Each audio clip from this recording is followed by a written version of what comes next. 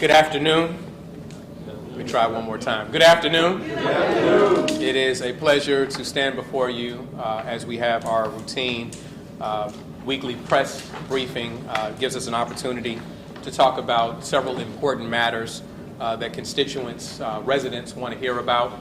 And we have a full list of things to speak to you about today. And as always, we will entertain questions after we conclude with the prepared remarks. Before I go into those prepared remarks, I do want to start on a slightly different tone, and that is recognizing real-life heroes in our midst. Veteran firefighter Tavares Patton was headed home when he spotted a burning Jeep with a man trapped inside. The man was trapped in his seatbelt, and both of his legs were broken. Tavares had left his shift at Station 25 on Sidewell Road when he spotted the wreck. Thanks to his bravery, the man is still alive. And I believe that that deserves a round of applause.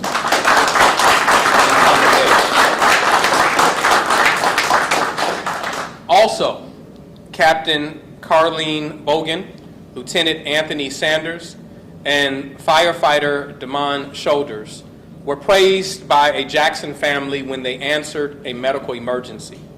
All three were heralded for showing compassion not only to the victim, but also to her family as they processed a difficult situation.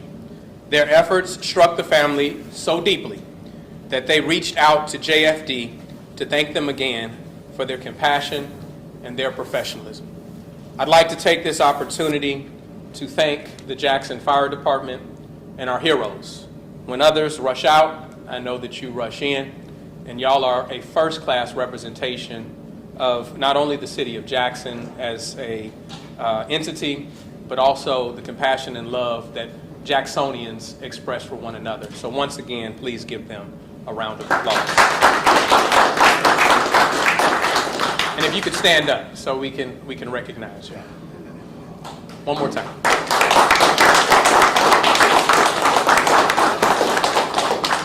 I want to be clear that my comments are just an effort to recognize publicly before our Jackson audience, the audience abroad, but also there is a proclamation to follow recognizing your heroism. And so we're grateful for what you do each and every day. And I want you to know, on behalf of myself and the people of Jackson, we thank you. All right.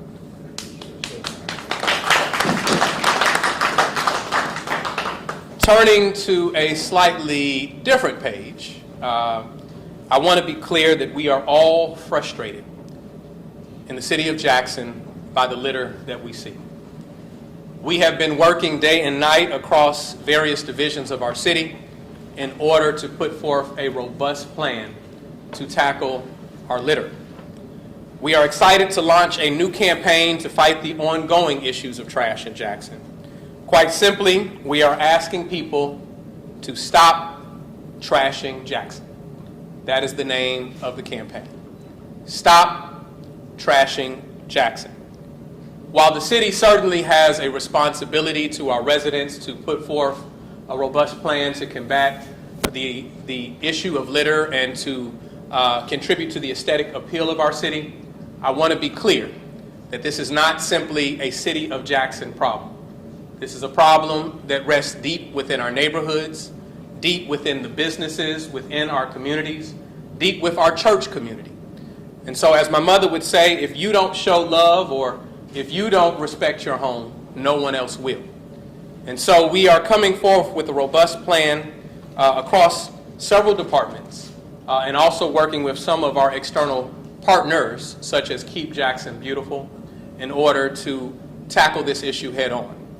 This is a campaign that we are set to launch March 4th. Yeah, March 4th. And so we want to give everyone advance notice. We will be calling on several members of the community. Before I call some people forward to speak in more detail over this, I want to be clear that we are ready to deploy every resource that we have towards this. What that means is that we've been talking with our planning and development department and community improvement. We may be doing controlled burns of certain areas that are dumping sites. We will be working alongside the fire department if that decision is reached, so that we can make certain that we can eliminate large swaths of litter. In addition, I want to be very clear that streets that are havens as dump sites, we are prepared to shut those streets down. And so if we can't show respect for our community, then you no longer have the luxury of using it as a shortcut to get around your communities, to get around or to and from the places that you need to go. If we look at these places as just simple areas that we can trash, then we're prepared to put concrete barricades in the way of these streets, eliminating the access to these roads permanently until we can demonstrate a willingness to take care of our communities, a willingness to work arm in arm to make certain that Jackson exhibits the beautiful city that we know that it is and that it can continue to be. Furthermore, we will be looking at a number of contracts going forward so that we can maintain the effort. I'm working with City Legal, and that will be happening in the coming days. We'll present some of the alternatives after this huge cleanup campaign citywide and how we maintain. The cleanup campaign is an opportunity for us all to embrace and create a new culture, a new identity of what Jackson should look like, not to go to a sore subject that continues to be repeated time and time again. That's part and parcel of why we wanted garbage bins in the garbage contract, is because we're trying to change a culture. We're trying to change the identity of our city and make it clear that we want to resource our residents with everything that they need for Jackson to be beautiful. I'd like to invite Director Ison Harris, who has been working heavily on this, along with Ms. Keisha Weathers, who I will call forward after Mr. Harris, to talk about what Parks and Recreation intends to do on this effort. Ms. Weathers, you can come on now, too. I was going to come call you after. Thank you. Good afternoon. Just so you know, we need the residents to help us in supporting this endeavor. We were in Parks and Rec. We're responsible for mostly the right-of-ways throughout the city. We've done some extensive cleaning in the last few weeks, only to find the next day and the day after that it's back trash again.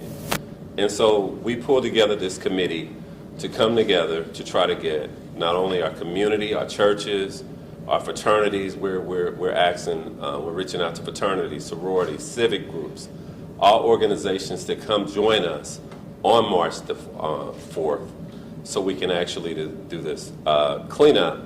But in addition, we need adopters. We need people that are coming in within the community that are willing to come in and say, hey, we're going to adopt this street or we're going to adopt this park, so we can actually continue to keep it clean once it's actually done on March the 4th. This is a citywide. We're going. Our goal is to be able to get volunteers and support to be able to reach the whole city on that particular day. So we're excited about it, but again, we need partners to reach out to us. And Lakeisha can tell you who to contact a little more about that. But we definitely need partners, and we need you to come out and support.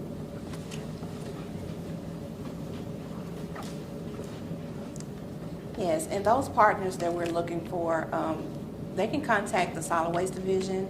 That number is 601-960-1193, or they can contact Keep Jackson Beautiful at keepjacksonbeautiful.com or 601-953-1153. Thank you. Stop trashing Jackson. Once again, stop trashing Jackson, and this is a collaboration not only across divisions and departments of our city. We're working with our council members, and so we've contacted Councilman Vernon Hartley, who will be working in conjunction with us to make certain that we attack this on every level. It may mean that we're looking at changing some ordinances so that we can bring more teeth to the issue. We want to be able to put people in a position where you're not confronting someone head on about their litter, but you may be able to take a picture And when you take a picture of either their license plate or the actual instance of littering or illegal dumping, that we can put it in a database that allows us to respond. And we're looking at how we connect that to immediate prosecution of those individuals through our municipal court system. And so we're changing the culture, but we're also going to make it clear. We're going to embarrass you when you litter in our city. My mother was able to ensure that I did well in school because she used the power of embarrassment. If I brought home a bad grade, she called everyone she could think of to tell them about the bad grade that I had. And so it was something that I no longer accepted. It was something that I knew that there were repercussions for. And so we're going to make that clear. But we're also going to see changes in our city, like I said, where we will block off streets.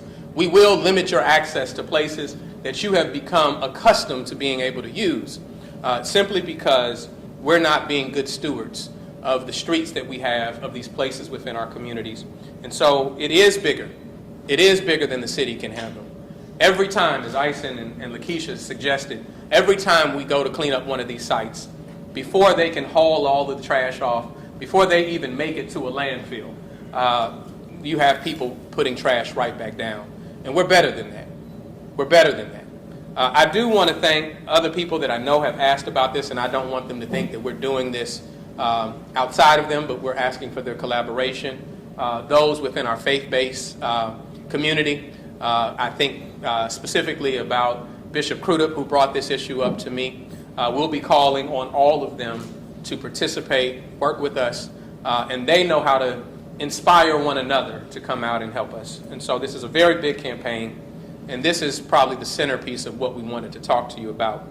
But not changing the page too much, and part and parcel of this idea of how we make certain that the ordinances in our city are maintained.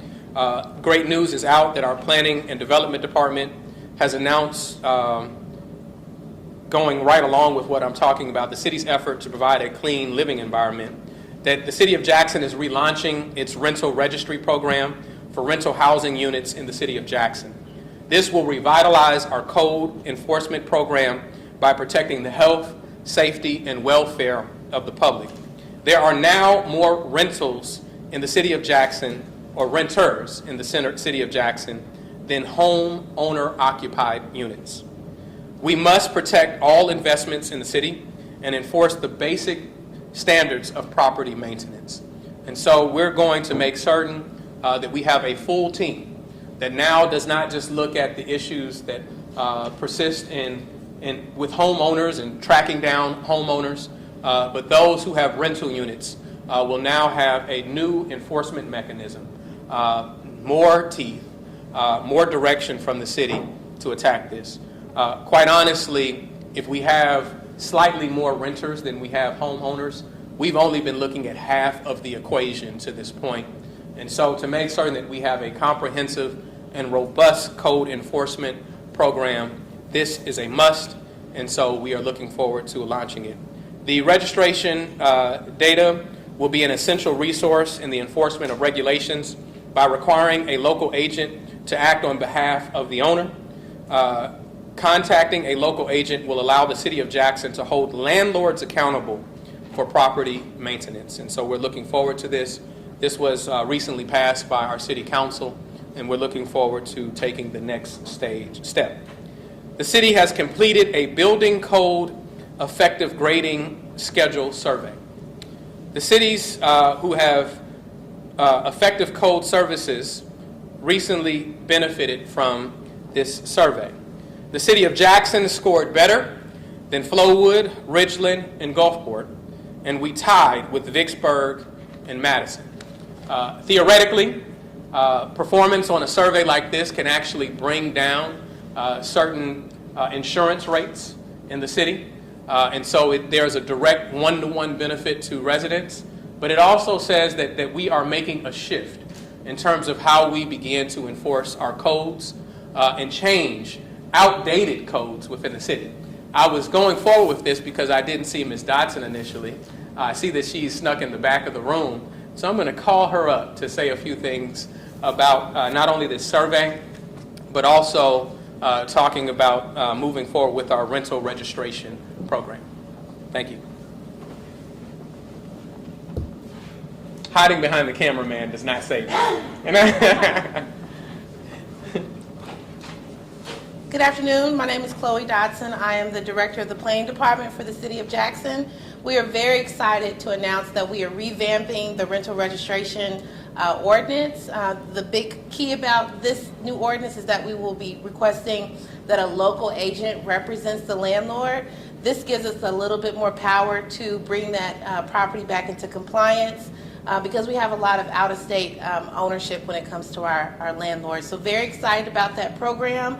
It's basically the other half of our code enforcement piece. So you've seen a lot of work being done on our commercial corridors, a lot of demolitions.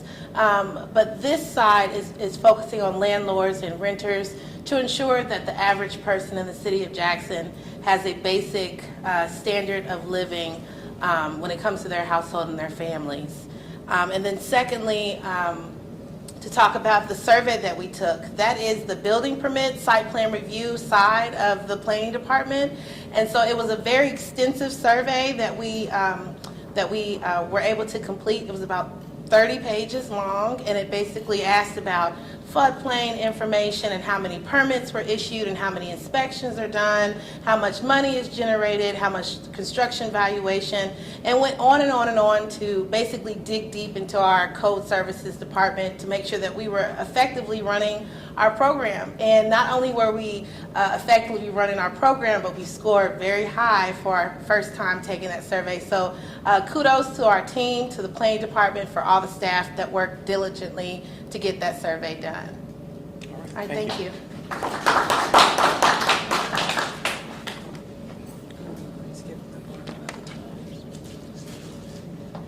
Okay, I'll go back to it. I asked Ms. Dodson to come forward not only because she could speak far more eloquently about those programs, but also I wanted to recognize her good work. Chloe has been doing a good job since she joined us. First as a deputy director, being able to take charge, helping to support one of the first comprehensive homeless facilities that we have in our city, and she took the lead on that. She's doing a number of things in terms of affordable housing in our city, but also now the things that we are just now talking about. And so I not only wanted her to be able to speak more precisely to those programs, but I also wanted to lift up her good work, and so we thank you for what you do, Chloe. It has been brought to my attention that I also missed mentioning that our solid waste staff have removed more than 800 tires from the property on the corner of, Hume and Bailey Avenue. There are more than 2,000 tires on that property, so the cleanup will take several hours, possibly days. But I do want to thank our solid waste staff for their hard work. And so we're also asking residents that they can begin taking cars, trucks, tires to the City of Jackson rubbish field located at 6810 I-55 Frontage Road in Byram. The first 10 tires are free, and there's an additional, for each additional tire, it is $1. First 10 tires are free, and for each tire after that, it's an additional $1. And so I thank the solid waste staff. As we said, we're going to do a robust cleanup effort across the city. Not only does this make our city more aesthetically pleasing, but it also eliminates certain threats, emergency threats within our city, such as the tires that are flammable and could lead to a catastrophic result. And so, we've spoken extensively about what we're trying to do to clean up our city, not only through the Stop Trashing Jackson campaign, but through our rental registry and holding renter or owners accountable. We know that we've had a great deal of discussion for several months about our water. We know that the City of Jackson has had a landmark allocation of federal funding to the City of Jackson. And I want to be clear. This isn't something that is the first time for the City of Jackson. This isn't something that is the first time for the state of Mississippi. This is the first time in United States history that a city has received a direct allocation such as this. By comparison, the city of Flint, Michigan, which we love and want to make certain that no community is threatened in this way, the city of Flint, Michigan received approximately $100 million in support after its lead challenges that were well documented and known internationally. The city of Jackson, by comparison, through the works of this administration, through the works of our lobbyists, through literal multiple trips to Washington to make certain that we talk to people who were influential, received $800 million, closer to $1 billion in money and support. And so I think that it's noteworthy. You can clap for that. I think that it's noteworthy not only for us to receive this monumental and historic amount of money, but I'm sure there will be questions. I might talk to it more extensively tomorrow about the recent legislation. But what else is noteworthy is that what else has never taken place is that the EPA has never hopscotched the state in order to provide technical support and maintain the control over the system. And so while there's been a lot of statements about supposed incompetence on the city level, there is a reason that the feds hopscotch the state. There is a reason that the feds said we'll take it over, not you. And I think that that should be noted as we talk about not only the legislation that is taking place, but it should be noted in terms of the fact that there's a Title VI complaint against the state of Mississippi at this time. If you want to go deeper into it, I'll pick and choose the questions that I will respond to at this time. But I know that there's a group that are showing and demonstrating their support and standing with the city of Jackson tomorrow. And I will probably speak more extensively at that time. I do also want to make clear, as we have this historic moment where we not only have the funding, but we now have a third-party administrator or manager with 40 years of technical expertise, who is respected in his field, who is prioritizing the projects that provide resiliency, dependability, and equity in our water system, that we have to now reimagine what the remainder of our Public Works Department looks like. We met and talked about realigning the responsibilities of our Public Works Department and our director, whomever that will be long term. And we've mentioned to the EPA that we are making this shift. And so we will be announcing an interim Public Works Director in the coming days, while simultaneously hiring a recruitment firm in order to find a director that fits our new needs within the city. Needs that no longer account for drinking water, and quite possibly there may be a shift in how we respond to wastewater challenges in the near future. And so we need a Public Works Director who deals with capital projects, if you will, facilities, and maintaining those facilities, our city garage. While these are big tasks and need to be responded to, it is a significant departure from the previous duties of a Public Works Director in the city of Jackson. And so we have to make certain that the salary and the individual aligns with those priorities. I want to be clear, because there have been press conferences to this extent saying that because we don't have a Public Works Director, certain things have not been happening in the city. To be clear, we have certain council members, not all of them, that choose to have a press conference about the issues instead of simply notifying the administration of the challenge. That is why council members exist, is to be the eyes and ears in the places that the administration can't be. We can't be at every corner. We can't be in every ward. We don't know about everything. That is a truth. We don't know about everything. So before you do a press conference, at least provide yourself the documentation of reporting to the administration what these challenges are. We have not missed a beat in terms of how the chain of approval takes place Our CAO has stepped in the role of approving projects and things that need to take place from a public works standpoint. And there's been significant work from our city engineer on a number of these responsibilities. We do believe that it is most appropriate that we do have an interim public works director in place until the time that we have a permanent person to fill that seat. But it is erroneous to report that these things aren't happening because we don't have a public works director. They're not happening because you don't tell us about them. And that is an effort to score political points. And the victims of that are the residents who have to endure these challenges while you don't report it to the administration.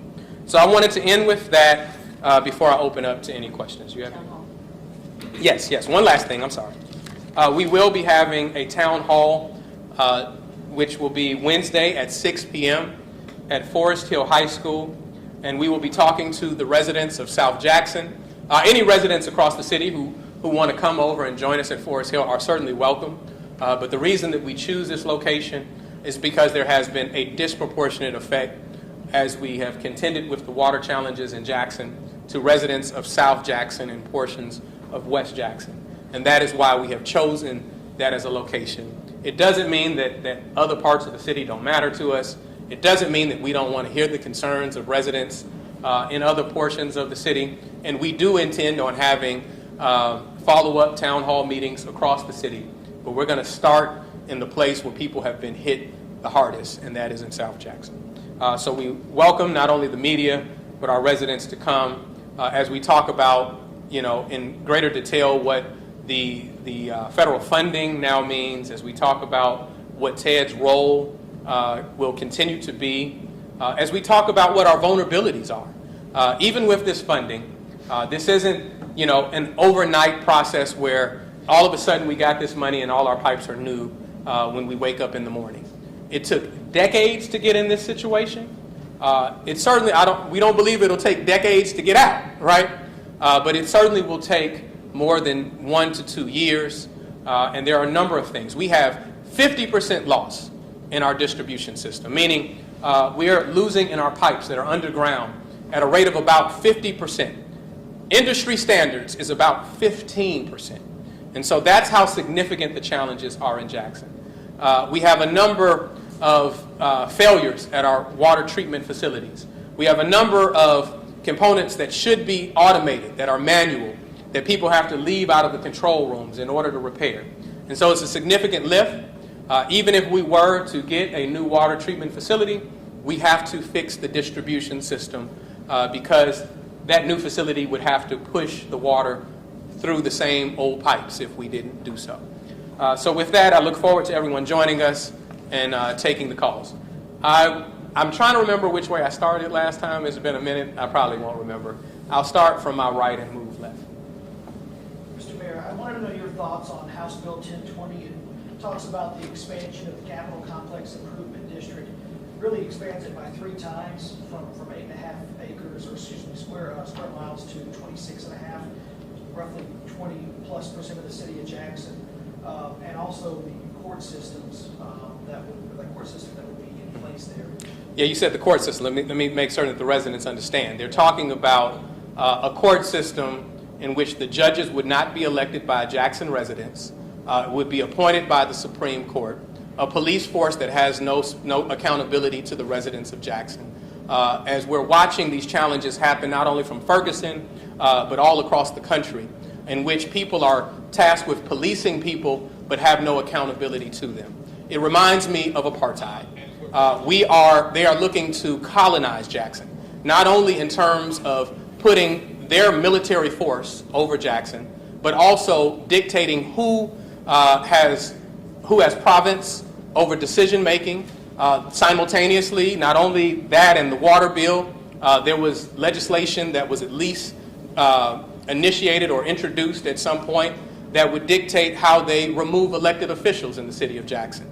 And so I think that it reminds me of a colonial power and where they dictate who's our leadership. They put the military force over us, and we're just supposed to pay taxes to the king. That's all we're supposed to do, is pay taxes to the king. I understand that There are people who disagree with my candor in these issues, not only talking to you locally, but publicly. And many of these are efforts to strike back at me. But I want to be clear that this is bigger than me. This is bigger than me. Because I won't be the mayor forever, right? And so to be able to make decisions that dictate what people in Jackson should have the ability to dictate is not only colonialist, but racist. And it is plantation politics at its finest. Quick follow-up to that. Yes.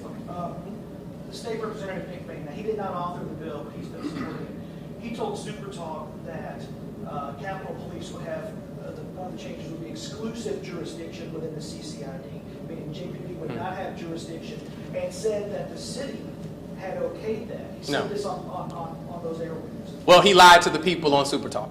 The city has not okayed. He has never met with me to know what my position is on that.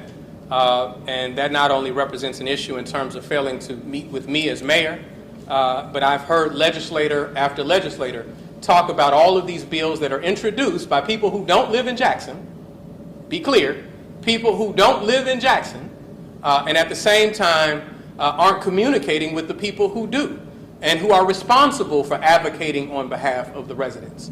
There are a number of things that we could talk about that will strengthen our public safety efforts. There are a number of things that we can talk about that we feel make our residents safe. And so we have unity and purpose there that we want to see not only a safer Jackson, but by scale, a safer Mississippi. We forget that many of the communities that we compare to Jackson aren't even the size of our wards, right? If I take Byram is not the size of one of Jackson's wards, right? But yet we compare the issues that happen in an urban environment to the issues that are happening in, Neshoba County. It's not a fair comparison. And so you need to talk to those that are in leadership. Even if you disagree, you owe that respect to the people who were elected by the residents to serve them. Yes, sir. Just had two questions for you. First, the last time I had the chance to talk to you about Ted Hennepin's proposal to base water bills off property value, you said it was just an idea phase. Now that he's flushed that out more and provided a financial plan, could you provide us your thoughts on that? Well, to the extent that he's flushed that out more, we talk with Ted every week. He hasn't presented us any proposal, and so the jury is still out. I think the way to best characterize my thoughts is I'm remaining with an open mind. People have critiqued me, and I haven't even said how I feel about it one way or the other. And the only reason that I haven't is because I haven't been presented with all of the details. I'm certainly not going to condemn or endorse something that I haven't seen. And so there are a number of things that we'll be learning as we progress what may be optimal ways to approach our challenges through our water system, whether we're talking about repairs or whether we're talking about ongoing revenue to support the operations and maintenance of our system. And secondly, in his financial plan, he said if he took over sewer operations, it would allow a holistic approach to the water issues facing Jackson. What are your thoughts there? My thoughts are, once again, we're open to a structure that best suits the performance that we want to see when for our city. We are going to be results-oriented in our decision-making. I'm not ready to make a declaration that we're shifting there just yet, but there may be some continuity that we need to recognize between the systems and how it is best operated and maintained. There are a number of things that we've talked about. I mean, things that have been misreported. In the water legislation bill, it was suggested that Ted endorsed a regionalization, and so he had to then correct that and very vocally say that he saw it as a money grab. And so I want to be clear without exposing too much. If we're able to see historic funding in the city of Jackson, if we're able to see historic representation from the federal government, there are more tools left in the shed, and I think people need to be careful about the way that they attack Jackson. So on the topic of conversations, You just jumped right on in there. I'm assuming you were there. All right. well, on the water system, though, you're talking about long-term management. You're talking about appointing a public works director that might not oversee drinking water Ted in the financial plan talked about how a nonprofit board that's separate from the city might be a good idea because there would be some advantages versus keeping control within the city. So just long term, do you see it as something that's separate from the city? So once again, it's too early to say. I will say that my interest is not one just to run it and operate it just for the sake of running it and operating it. Everything that I have said from the inception of this challenge in terms of our administration dealing with this to this point has been in an effort to protect our residents. What do I mean? I want a structure that is accountable to the residents. I want a structure that protects the rate structure for our residents. I want a structure which is equitable in terms of the repairs that are made, equitable in terms of the fact that we don't see disproportionate effect to certain parts of our city. Do I trust the state to do that? No, I don't. I have no reason. There's no justification for me to believe that the state will do it when we've been lifting this challenge up for decades now, if you not only include the efforts of our administration, but my predecessors. This is one that I have consistently said, while I have certainly critiqued my predecessors over time, right?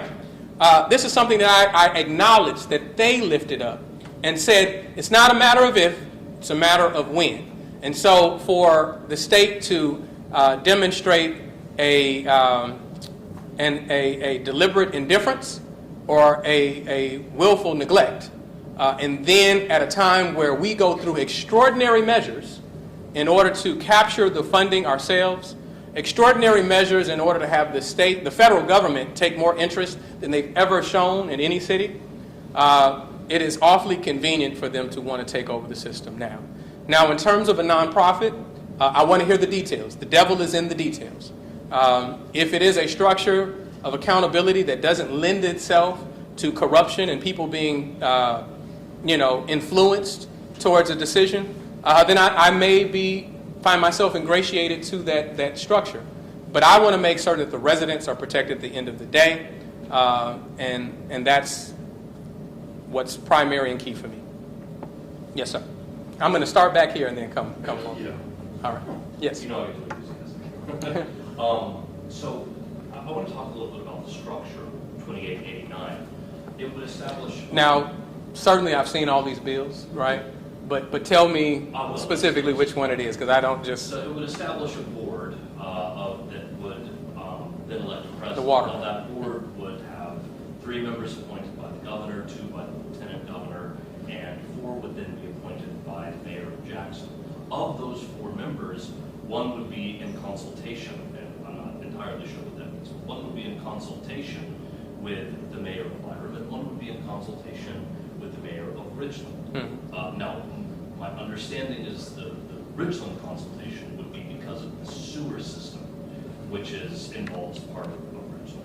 I just want your thoughts on that division of authority. It's not equitable. It is a colonial power taking over our city. It is plantation politics. I have not been shy in the ways that I have referenced this. It is all of those things. And it's consistent.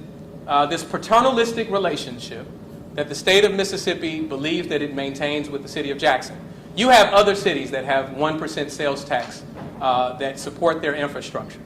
They do not have a commission that is lording over the decisions of that city like the city of Jackson has. Every time there is mention of the city of Jackson, there is some parental force that they believe is supposed to be the overseer of the city of Jackson. And they say that we don't believe in giving Jackson money without oversight. First, let's be clear. When you talk about things like a 1%, you're not giving us money because it's residents deciding to pay more. When you talk about the federal funding that uses the state as a conduit, you didn't give us anything, the federal government did. And so it is absurd. It is racist. It is all of those things. And lastly, they act as if we somehow mismanaged TANF funds and gave money to our friends in the city of Jackson.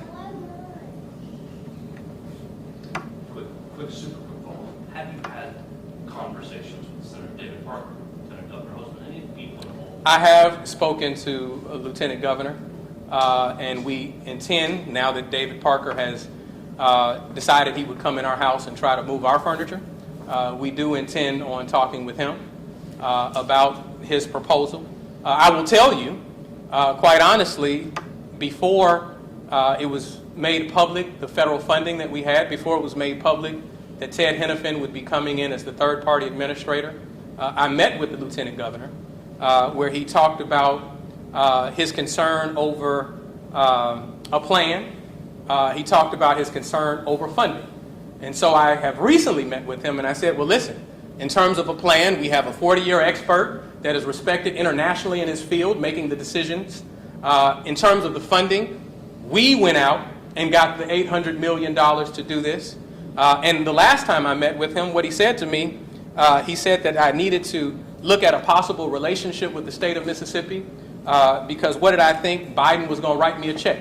And I recently told him I do, and he did. Yes, sir. I understand you said you have not seen Ted Hennepin's plan, but what do you feel about this concept of billing people based on property value versus usage? Because I know I've gotten a ton of calls of people worried and confused. Scott, you just simply asked the same question in a different way. And so my response is the same. The question earlier was, what did I think about the equitable billing? And that's the same thing. I'm reserving judgment.